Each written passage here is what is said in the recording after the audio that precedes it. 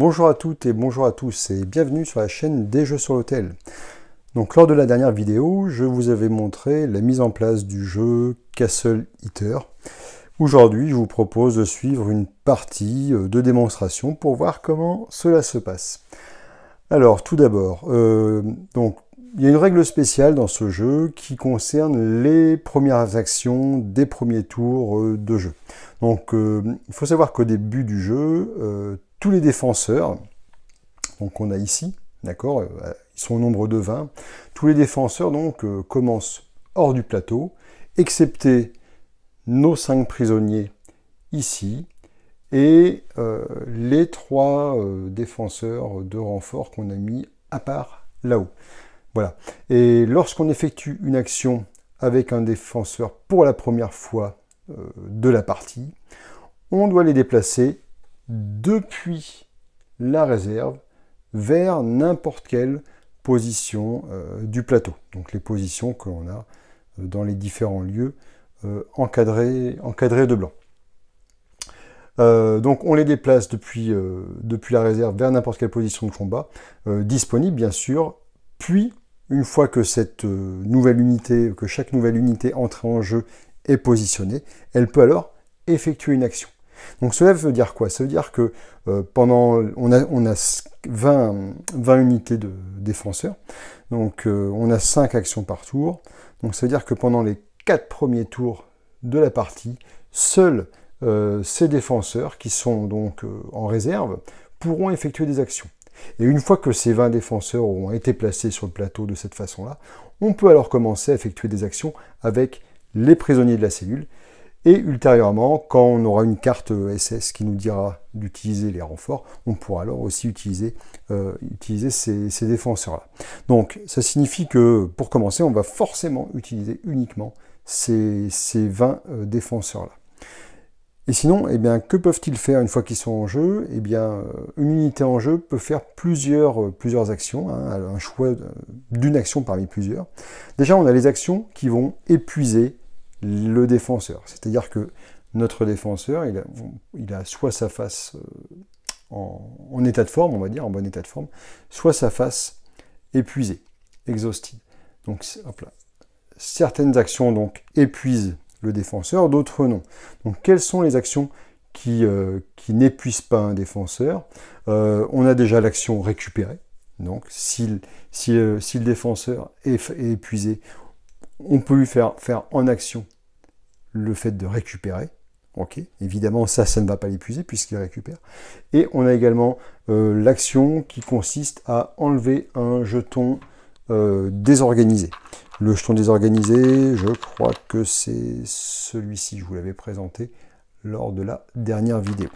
Donc ça, ce sont des actions qui n'épuisent pas nos défenseurs. Après, on a 5 actions différentes qui, elles, vont automatiquement entraîner un épuisement du défenseur qui l'effectuera. Donc ces actions-là, ce sont les actions d'attaque, c'est-à-dire tirer, attaquer un ennemi. Une action, donc petite précision, hein, l'action d'attaquer va s'effectuer avec un test, avec un lancer de dés sur cette valeur de gauche de l'unité qui est en défense. On a l'action de suppression. Donc, alors l'action d'attaque, hein, elle sert tout simplement à éliminer une unité qui serait en ligne de vue du défenseur. On a ensuite l'action de suppression qui elle va utiliser le chiffre situé à droite, dans le coin supérieur droit du défenseur. Alors l'action suppression, elle va permettre de venir stocker ici. Si par exemple Rushford a 2, il a 2 en valeur de suppression. Hop là. Donc si à un moment donné je souhaite que Rushford effectue une action de suppression, donc ça va l'épuiser évidemment. On lui mettra dessus un jeton action, ok. Et comme ça sera une action de suppression, on mettra 2, hop là, un petit focus, c'est mieux comme ça. On mettra donc 2 jetons de suppression, comme ceci, sur la case de la couleur correspondant à la couleur sur laquelle il est déjà positionné. on verra plus tard à quoi ça sert, mais en fait, je peux vous le dire tout de suite, hein, les jetons suppression vont servir à tenter d'éliminer les unités ennemies au moment où elles apparaissent sur le plateau. Donc en fait, on a deux façons d'éliminer les ennemis, à ma connaissance, soit avec l'attaque, qui utilise donc la valeur de gauche de l'unité, d'accord? Soit avec l'attaque, pendant notre tour de jeu, on peut éliminer directement l'ennemi, soit avec la valeur de suppression, avec les jetons de suppression que l'on positionne grâce à la valeur de suppression. Et donc ça permet d'éliminer les ennemis au moment où ils entrent en jeu. Donc action d'attaque, action de suppression, action également de déplacement dans un même lieu. Si par exemple j'ai une unité qui est ici, en action gratuite celle-ci, hein, mon unité peut se déplacer sur une autre case du même espace, du même lieu, gratuitement. Donc sans utiliser de pure action, mais ça va l'épuiser quand même, d'accord. Autre action possible, cette fois-ci, ça va être un déplacement d'un lieu délimité par un rectangle blanc à un autre lieu, d'accord. Là, par contre, ça va l'épuiser et utiliser une action.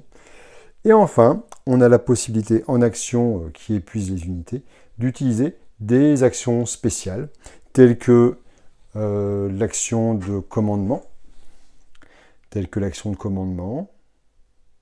symbolisée par la lettre C sur l'unité, ou l'action très particulière, très spécifique de Borotra, l'action d'évasion.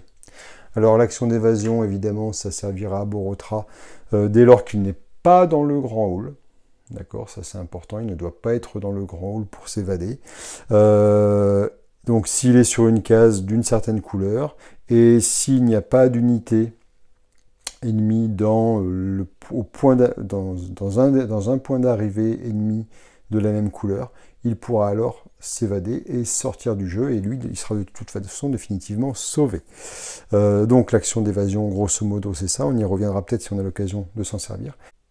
Alors l'action de commandement, elle a la particularité de donner 3 actions gratuites immédiates, de récupération et ou de réorganisation aux défenseurs qui se trouvent dans un même lieu. Par exemple, si j'ai Gungle qui est ici et que j'ai une autre unité à côté qui est épuisée, eh bien, au coût d'une action, donc Gungle va s'épuiser d'une part et va être marqué d'un jeton action, va pouvoir, par exemple, faire récupérer 2 unités ou 3, d'accord? Donc ça c'est une première possibilité, faire récupérer des unités ou les faire se réorganiser, d'accord? C'est-à-dire enlever un jeton désorganisé. Donc le jeton désorganisé, je vous l'ai montré tout à l'heure, hein, c'est celui-ci, jeton désorganisé qui arrive sur nos unités sous certaines circonstances. Donc voilà, l'action de commandement, c'est encore une possibilité donc d'action offerte par ces quelques rares unités qui présentent la lettre C sur leur jeton. Alors donc on va commencer. Ah oui, et autre particularité, hein, on a nos tankers, donc les personnes qui sont avec un T ici, qui ont la possibilité, elles, d'utiliser les tanks qui sont symbolisés sur le plateau avec un T entre crochets là, là, là et là. Donc il faut savoir qu'au niveau des tanks, alors on a un tank ici, d'accord, le M1919A4, on en a un autre identique ici, on a le M2HB ici, et on a le canon de 76 mm ici. Ici, la case indiquée ici avec le T entre crochets, permet uniquement de recharger le canon de 76 mm.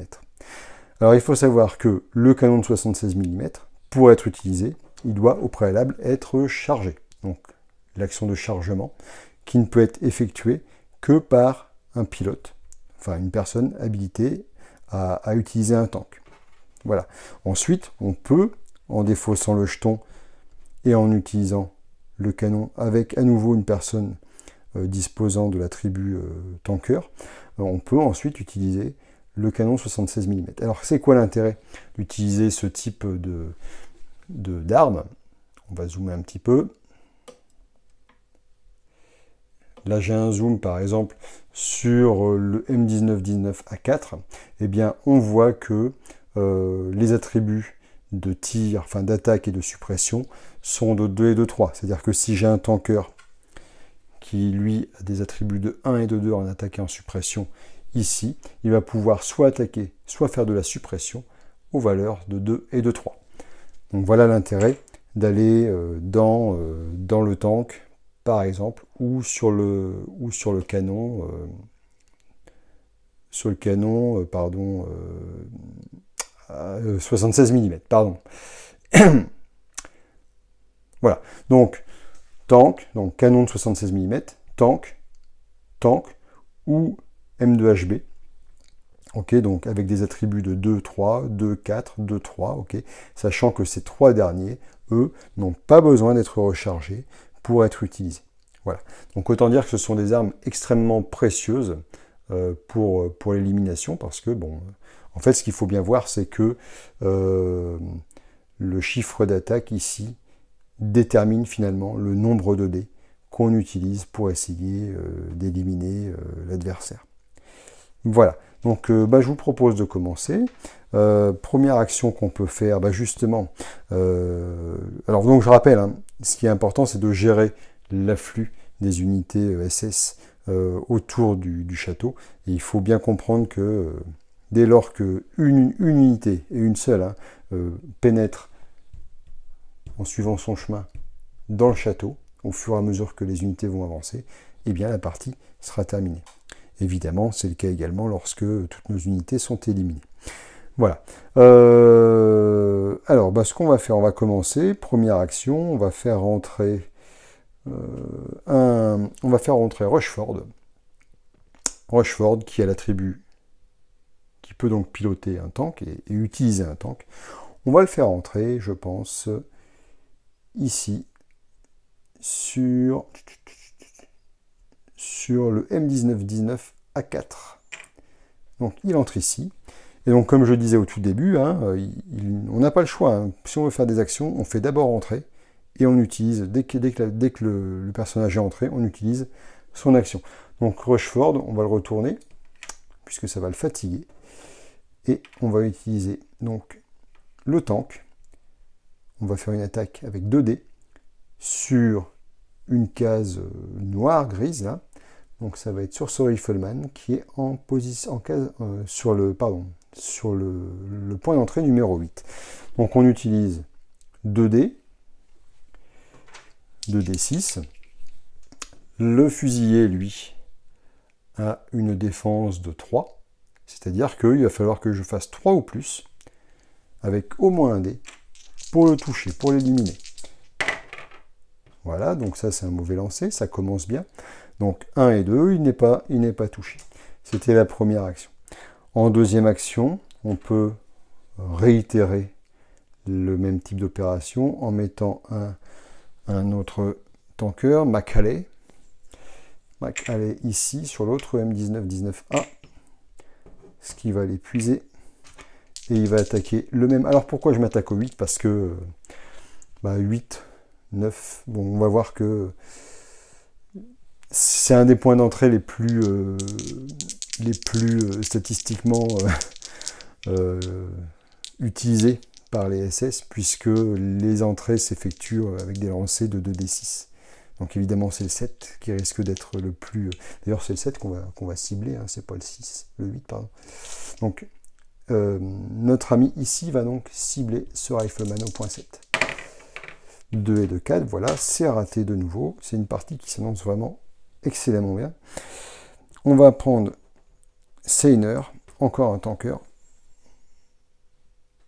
qu'on va faire entrer sur le M2HB cette fois-ci. Alors là, en temps normal, j'utiliserai plutôt le point, les 4 points pour mettre des points de suppression, mais là, on est tellement mauvais sur les lancers de dés. Donc, on effectue une action, toujours le rifleman en 7. Paf, enfin. Donc, il est éliminé, il rejoint la pile de défausse. Ensuite, qu'est-ce qu'on va faire? Eh bien, on va peut-être changer un petit peu de point, de tir. Qu'est-ce qu'on a? On en a un qui va avoir 2 points d'attaque, je crois. Voilà. Pollock. Notre ami Pollock. Notre ami Pollock, je pense qu'on va le mettre sur un point un peu stratégique, ici, en 6. Pourquoi stratégique? Puisque notre case numéro 6, ici, elle a 2 points de vue, hein, deux lignes de vue, rouge et rose, enfin violette. Donc on va le mettre ici. Il va utiliser une action d'attaque aussi. Une action d'attaque sur le point de rentrée numéro 6, avec 2 dés, toujours sur un fusilier avec 3. Et donc on obtient un 5, donc le fusilier est éliminé. Ok. Et enfin, je pense qu'il serait peut-être intéressant de mettre ici, là, dans cette partie-là, quelqu'un qui a des capacités de commandement, soit comme Basque, soit comme Lee. Donc, vous voyez, ils ont là tous les deux la particularité, Bass et Lee, de pouvoir commander, mais également de pouvoir utiliser un tank. Alors pourquoi? Parce que, je l'ai expliqué tout à l'heure, hein, la capacité de commandement va permettre de réveiller, entre guillemets, d'enlever la fatigue jusqu'à 3 unités dans le même lieu. Donc on va prendre Lee. On va prendre Lee qu'on va mettre dans un premier temps ici. Ouais. On va le mettre ici dans un premier temps et on va le fatiguer. Clac. Pour... Alors ça sert à rien pour l'instant d'enlever la fatigue de ces deux-là. On va charger le canon ici. Voilà. Donc là, le tour est terminé. Le tour est terminé. Donc l'étape suivante, c'est tout simplement de tirer 3 cartes SS que l'on va résoudre dans l'ordre. Première carte. Donc c'est la carte 75 mm PAK 40. Pardon. Donc on a une attaque de lieu, d'accord? Donc on va lancer un D6 pour savoir quel est le lieu qui est touché. Donc on lance un D6, c'est le numéro 5, donc c'est la terrasse sud. La terrasse sud qui est ici. La terrasse sud, pardon, qui a une valeur de défense de 6. Et on a un 4 entouré ici, donc ça veut dire qu'on va prendre 4 dés. 4 dés. Et s'il y a au moins un 6 parmi le lancé, eh bien la terrasse sud perdra un point de défense. Donc là on s'en sort bien. Pas de 6, donc l'attaque a échoué. Deuxième carte. Une carte de scout qui nous indique qu'on va devoir placer 2 scouts. On va devoir placer 2 scouts. Donc je prends mes 2 jetons scouts. Donc jetons scouts qui, eux, ont tout simplement une valeur de défense de 4. On place 2 jetons scouts, donc comment on détermine? Tout simplement en lançant 2 D6. Donc le premier scout va rentrer au point d'entrée numéro 9. 5 plus 4, 9. Donc au point d'entrée numéro 9, j'ai déjà un fusilier. Eh bien, il va tout simplement pousser le fusilier d'un cran. Ok. Le deuxième scout, lui, va rentrer au point d'entrée numéro 10. Donc point d'entrée numéro 10, ici. Et il va pousser le fusilier d'un cran également. Donc vous commencez à voir comment est-ce que, l'envahisseur risque de venir jusqu'au château. Ça, c'était la deuxième carte. Troisième carte, on a encore une fois 2 scouts à placer. On a 2 scouts à placer que je prends ici. Le premier scout, lui, va rentrer en 6. Il ne pousse personne puisque l'unité a été éliminée. Le deuxième scout va rentrer en 6 également. Et donc pousser celui qui vient d'arriver. Voilà, donc le premier tour est terminé. Vous voyez, c'est assez simple hein, dans les grandes lignes. C'est assez simple à utiliser, à manipuler. D'accord. Voilà, donc première action. Donc voilà, premier tour terminé. Un nouveau tour de jeu commence. La première chose que l'on fait, on enlève tous les jetons actions qui ont été posés au tour précédent.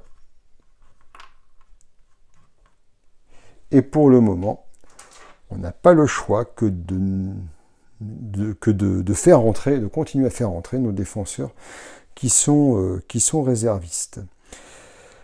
Donc là, ça commence à être déjà un petit peu tendu. Sachant que les scouts viennent de rentrer, évidemment, une défense de 4, ce qui ne gâche rien pour eux, évidemment. Donc ce qu'on va faire, première chose, je vais faire entrer Bass. Bass qui a donc, on l'a vu tout à l'heure, hein, qui est commandant et en même temps tanker. Je vais le faire entrer ici. D'accord. Comme ça, il pourra réveiller toutes les unités dans la gatehouse. Je le retourne. Et tiens, je vais utiliser sa capacité. Parce qu'en attaque, il a qu'un point en attaque. C'est peut-être pas suffisant pour essayer de toucher le rifleman, même si 3, 4, 5, 6, hein, on a des chances supérieures à 50%. On va utiliser son trait de suppression pour mettre donc 2 jetons suppression sur la réserve grise. Voilà, première action. Deuxième action, on va faire entrer un autre tanker. On va faire rentrer un autre tanker ici, au niveau du canon 76 mm. Donc on va faire entrer l'ami Simzik, qui va immédiatement être fatigué et utiliser le 76 mm avec 3D pour essayer d'éliminer. On va essayer d'éliminer le rifleman. 3D, on va essayer d'éliminer le scout ici. On va essayer d'éliminer le scout. On prend 3D. Il faut au moins un 4. Voilà, il explose en vol. Sauf qu'il n'était pas en train de voler, évidemment. Donc, on a retiré le jeton. Ok, c'est déjà un petit peu mieux. Ensuite, qu'est-ce qu'on a d'intéressant? Donc, on a ici un commandant. Donc, Schrader, on va le faire entrer aussi. Ouais, Schrader, je vais le faire rentrer ici. Ici, sur le violet vert. Je vais l'épuiser tout de suite pour utiliser ces 2 points. Ces 2 points de suppression. Je vais en mettre un sur le violet et un sur... Tiens. Je me rends compte qu'on a du vert. Ah oui, parce qu'on n'a pas de point d'entrée jaune. Ok. On va mettre les 2 sur le violet. Tout simplement. Voilà, il n'y a pas de point d'entrée jaune. Donc c'est pour ça qu'ici, il n'y a pas de case suppression jaune non plus. Ok, ensuite, on va peut-être utiliser un rifleman. Rifleman qu'on va positionner... De toute façon, il n'y a pas à tortiller. Hein, il faut éliminer l'adversaire. On va se mettre ici en 5. Alors, petite précision, notre ami Rifleman, là, notre fusilier, il a un M comme morale. Alors, c'est pas qu'il regonfle le moral des troupes, mais tout simplement, l'inconvénient avec ces unités-là, c'est que dès lors qu'une unité alliée qui serait située dans le même lieu qu'elle est éliminée, eh bien, toute unité avec le repère M dans le même lieu est alors également retirée du jeu. Voilà, donc c'est un peu... c'est pas terrible ça. Donc, le rifleman, on va le faire tirer à 3. Donc, pardon, à 3. Sur un autre rifleman. Je dirais statistiquement, on va plutôt tirer sur celui-ci, là, qui est sur le point d'entrée numéro 4. Donc, 1, 3. Voilà. Donc, lui, il est éliminé. Et enfin, il nous en reste un dernier à faire entrer. On va faire entrer Gangle. On va faire entrer Gangle, qu'on va mettre ici, en 4, qu'on va épuiser tout de suite. On va l'épuiser pour utiliser ces 2 points de suppression qu'on va mettre sur une case verte. Comme ceci. Donc là, on a un peu, on a commencé à étaler un peu les points de suppression pour essayer de ne pas trop se faire envahir trop rapidement. Voilà, donc le tour est terminé. On pioche nos 3 cartes SS et qu'obtient-on? 2 riflemen à placer.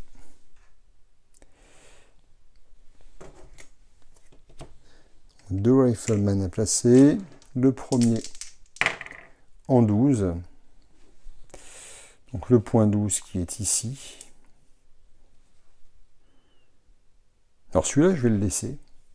Je me posais la question, est-ce que j'utilise mes points de suppression? 12, quand même, 12 et 11, hein, qui sont des voies qui se rejoignent, et 10. C'est des valeurs où on a un petit peu moins de chance d'obtenir avec 2d6.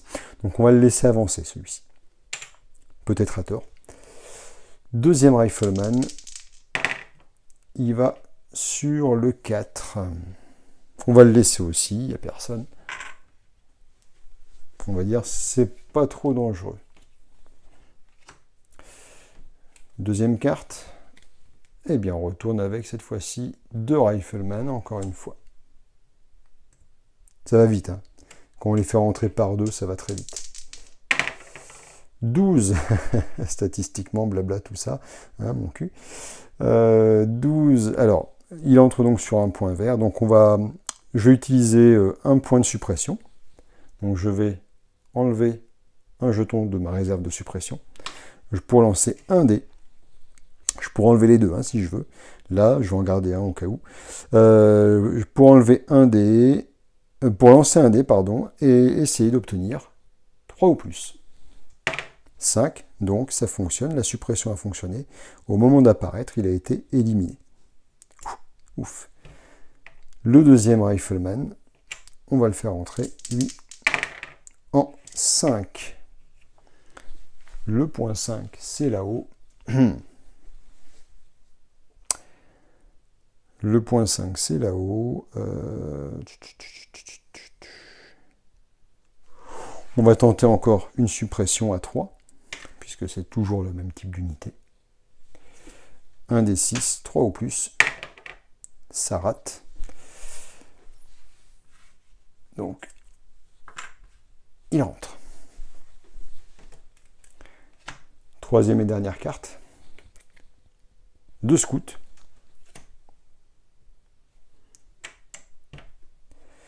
Le premier rentre en 3. Donc en 3, c'est ici. On va le laisser rentrer aussi. Hein. Clac. Le deuxième rentre en 3. Punaise, décidément. Décidément. De toute façon, j'ai pas le choix. C'est sur 2 rouges, donc j'ai pas le choix que de le laisser rentrer. Clac, clac. Scout.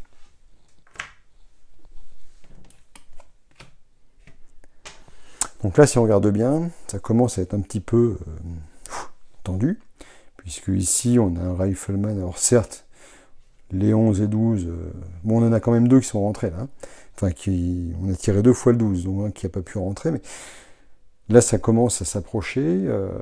Là aussi. Bon, c'est... La pression monte.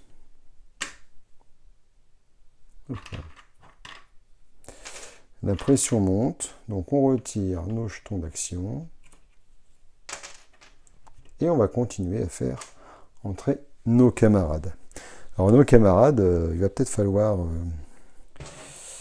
soit un petit peu plus efficace. Il faut dire qu'on a très mal commencé le jeu hein, avec les lancers de dératés. Bon, c'est comme ça. On va faire rentrer quoi maintenant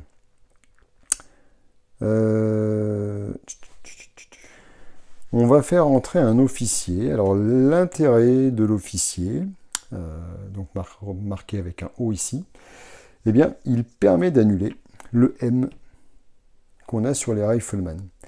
Donc ça veut dire que voilà, si des riflemen constatent le décès d'un de leurs collègues dans le lieu, eh bien l'unité, grâce à l'officier, ne disparaît pas. Donc on va le faire entrer ici, l'officier, en 6. On va lui mettre une action et il va tirer son coup, si je puis dire. Donc il va tirer sur le rifleman qui est un peu trop près là, sur le vert. 6, il est éliminé. Ok. Ensuite, donc officier, où est-ce qu'on peut en mettre encore un? Ici, on n'a pas de morale bas.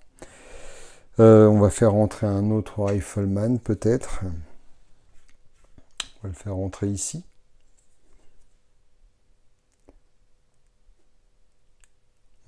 Rouge-violet. Ouais, on va le faire rentrer ici sur le point numéro 4. Non, sur le point numéro 1. Sur le 1. Et il va tirer sur du rouge. Donc sur le rifleman un peu trop avancé ici à notre goût. Voilà. Il est éliminé aussi. Je vais peut-être prendre ma piste de dés plutôt. Ça sera plus pratique. Ça évitera de bouger. Ensuite, on va l'accompagner d'un officier également. L'officier Ockel. Clac, on va mettre ici. Et lui, comme il est sur une case rouge violette, il va tirer sur le fusilier qui est sur la case violette là-bas. 5. Ça fait mouche. Et on lui met donc un pion d'action. Qu'est-ce qui serait bon d'éliminer ensuite? Donc là, on a un scout. On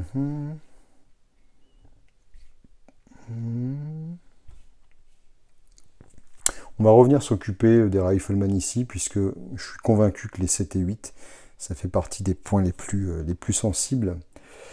Là, alors puisque là il est sur du vert, sur du jaune, pardon, on va mettre un fusilier ici aussi. Au point 3, il va tout de suite tirer sur ce fusilier là. Donc 3 minimum, c'est raté. Et ce fusilier, on va également l'accompagner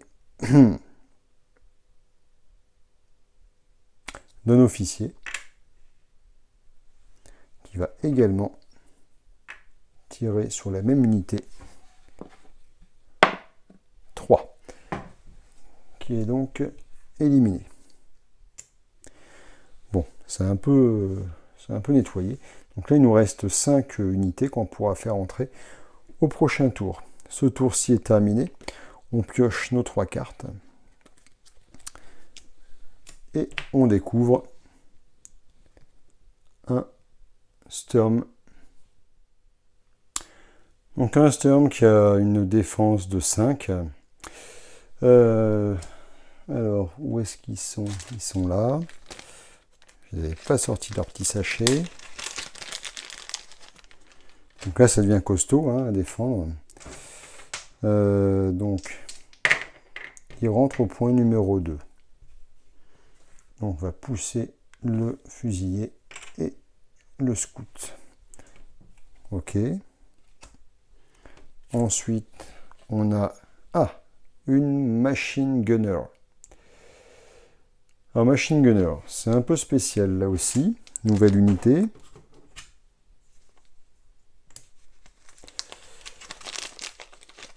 Alors, la machine gunner, plusieurs choses. Bon, au niveau du placement, c'est pareil.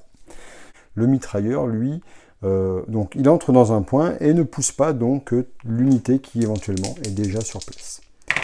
Ça, c'est une première chose. Donc, elle rentre en neuf.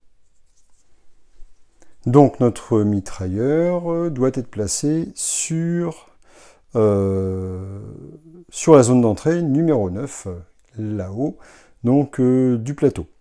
Ensuite, donc je pourrais éventuellement faire une suppression. Je ne vais pas le faire, même si je pense que sur un mitrailleur c'est important parce que vous allez voir la suite. Mais je ne vais pas le faire justement pour que vous puissiez voir la mécanique du mitrailleur lors de son entrée en jeu. Donc on le place sur la position 9. Ok. Donc ensuite, il est donc placé sur une couleur, sur une position noire.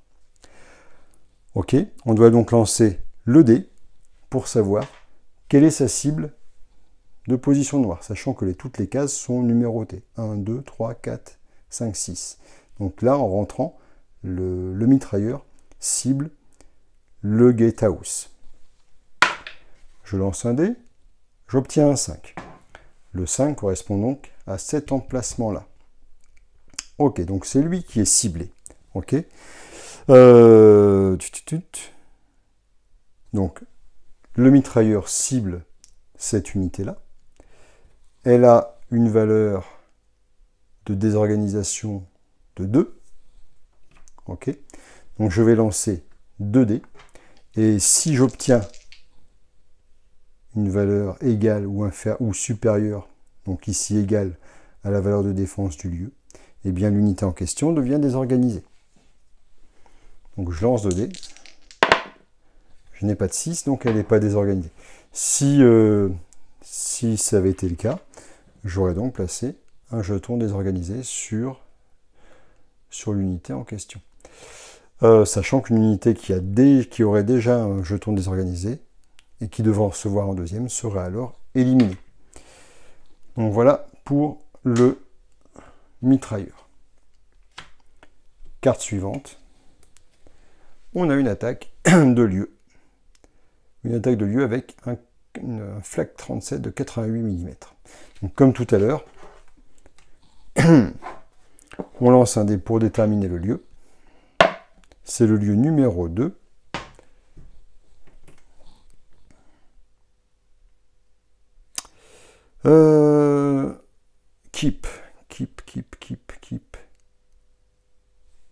Keep, c'est ici. Ok, c'est le lieu numéro 2. Keep, c'est là. Donc là, on lance, formidable, on lance 5 dés. Et si un des dés est égal à 6, le lieu perd une valeur. Ouf. Joli coup, monsieur le baron. Voilà, donc on va continuer du coup, ça s'est pas trop mal passé sur ce coup-là. On enlève nos jetons d'action.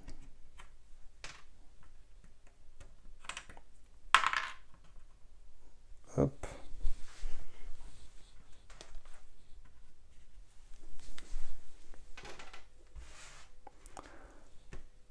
Et on va pouvoir faire entrer nos 5 dernières unités. Alors, les 5 dernières unités, bon, l'avantage, c'est qu'on n'a pas beaucoup d'unités qui sont entrées, même si le machine gunner aurait pu faire beaucoup plus de dégâts.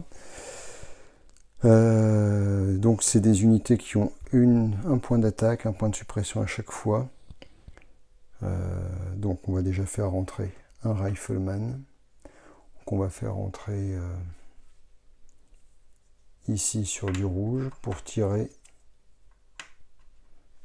sur le rifleman qui est là. Hop. 1, c'est raté. Ok. Ensuite, bon, on va en faire entrer un autre. Hein. On va en faire entrer un autre. On va faire entrer Worsham. D'accord. Qui lui a tout l'air d'être un allié. Allez, il va venir aussi, même bâtiment, et il va essayer de montrer comment on utilise un fusil en ciblant donc la même unité là-bas. 3 ou plus. 3. Hey mec, tu as vu comment il faut tirer? Un peu de succès de temps en temps, ça fait pas de mal. Ensuite, on va peut-être s'attaquer ici, là. Ah non, on peut plus, on n'a plus de points. Il est sur ce Rifleman là et sur un point rouge, on n'a plus de cases rouges de disponibles. Et bien on va se mettre ici. On va se mettre ici pour essayer d'éliminer le fusilier qui est sur la case 8. Hop. 3 ou plus. Raté. On va se mettre à côté avec Sutton qui va tenter d'éliminer le même. 3 ou plus. Voilà. Oui, je suis très, très chanceux au dé, hein, vous l'avez remarqué. Et enfin, commence à puer sévère. Enfin, et ben, le dernier fusillé, on va le mettre ici.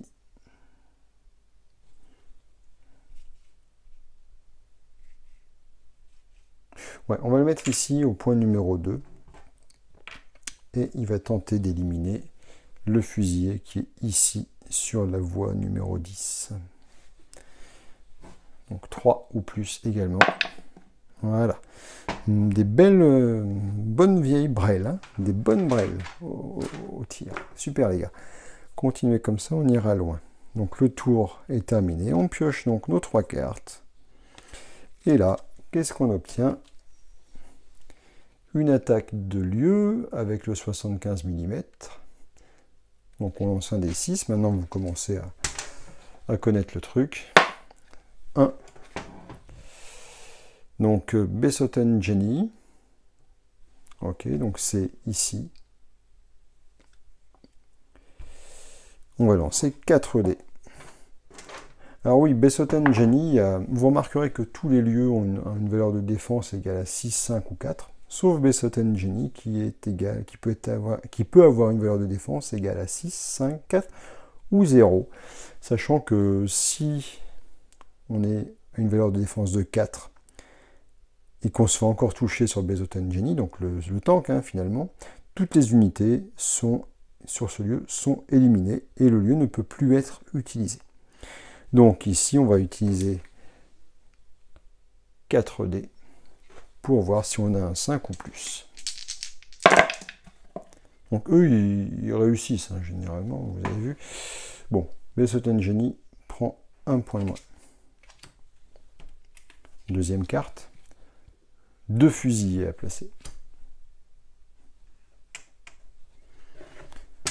Le premier va aller en 8.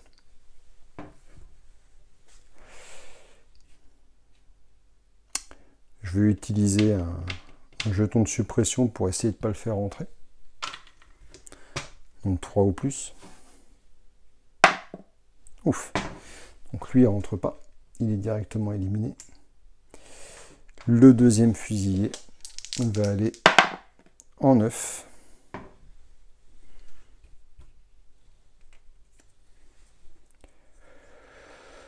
Même remarque. On va utiliser un pion de suppression noir pour essayer de ne pas le faire entrer. 3 ou plus. Voilà. Donc il entre aux côtés du fusilier, du mitrailleur, pardon. Et la dernière carte, un mortier, qui fonctionne de la même façon que le machine gunner, que le mitrailleur. Donc il rentre en 6. Donc le mortier,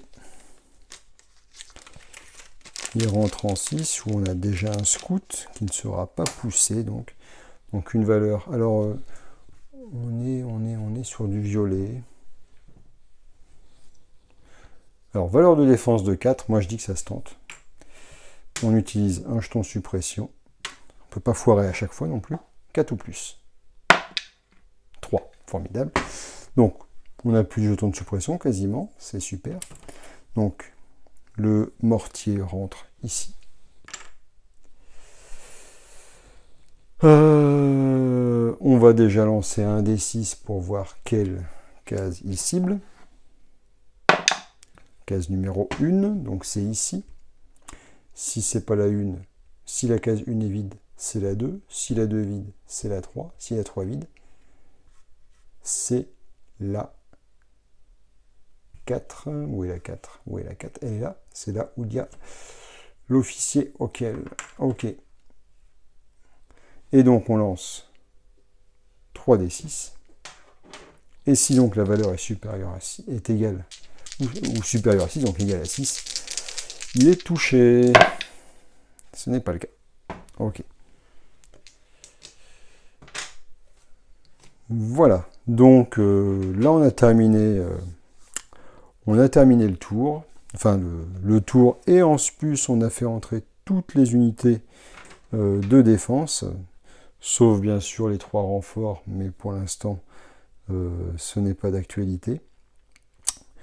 Donc la suite, ça va être d'utiliser l'ensemble de 6 unités, qui sont ces 20 unités qu'on a fait, entrer sur le plateau.